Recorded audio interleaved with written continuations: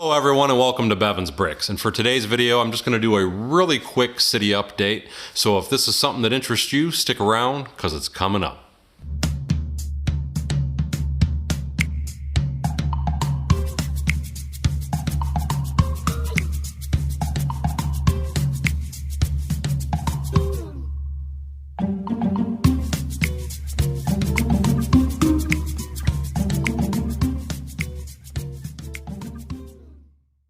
Thought I would start right here so you can see the nice railroad crossing. Obviously I still have to do a few more things to it to make it look a little better, but I think it's a really great look now that I have that portion done, and it's given me a really grand idea on how it's going to look looking down the end of the street.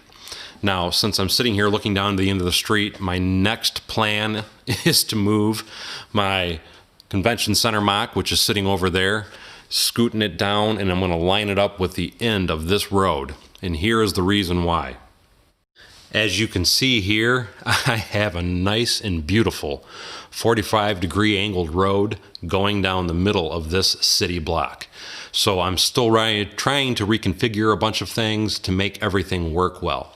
And now, like I said, I'm going to be scooting the convention center down, and the reason I'm going to be doing that is so if I'm sitting at this point and looking down that angular road, at either street, I want to be able to see my convention center mock. So I think this is going to be a great way to do some great photography and great videos of this particular city. Now, in an attempt to show you how I've accomplished the 45-degree angle road, as you can see here, I'm zooming in really closely. What it is I have the 45-degree bricks on each side, and then after each brick, I have a solid brick, and then an angled brick, solid brick, angled brick, solid brick. And it made for a really nice connection in order to give me a nice fluent flow all the way down to the other end where I'm going to connect it there as well. Now, mind you, I am still playing and toying with a few ideas, but so far this is the direction I'm leaning. The only thing I can say that I do not like about this particular connection is there's really nothing I can do with this particular spot except maybe change that out with a yellow brick, which means there would be no line in the middle of it. It might look a little better, but again, I'm still playing with ideas and I'm still toying around with a few different ways that I can accomplish it. But connecting it the way that I did, it allows for me to come up right in the center of one of these road plates here, so everything lines up nice and perfect like it should. Another thing I want to point out, since I'm over in this particular vicinity, is this little plate right here. It's a 4x4 angular or wedged plate. I forget the actual part name, but as you can see here, it actually lines up perfectly with the edge of the road, so it allows for it to have a nice smooth edge. Now, the only problem that I see with it is when you're looking down the end of it, you're going to see all these little hole marks along the entire edge of it.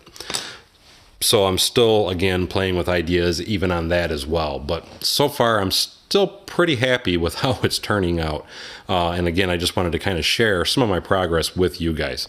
Real quickly, kind of looking over back into this area again, what it is, something else that I've done. Originally, I had the road coming out and going that way, and because now I'm going to be scooting the convention center down, I've brought that road over, and by doing that, I've had to bring all this stuff over, which has caused a little congestion into here, but what I'm going to do is put a lot of greenery and such along the railroad tracks to make that look a lot more decorative as well. And then as you can see, I've already made this look very clean compared to what it did look like before. So anyway, that's all I have for today. Unfortunately, I just didn't have a lot of time this weekend to do everything that I wanted to get done. So as always, thank you for coming to Bevins Bricks. Don't forget to like, subscribe, and share below, and we'll see you next time on Bevins Bricks.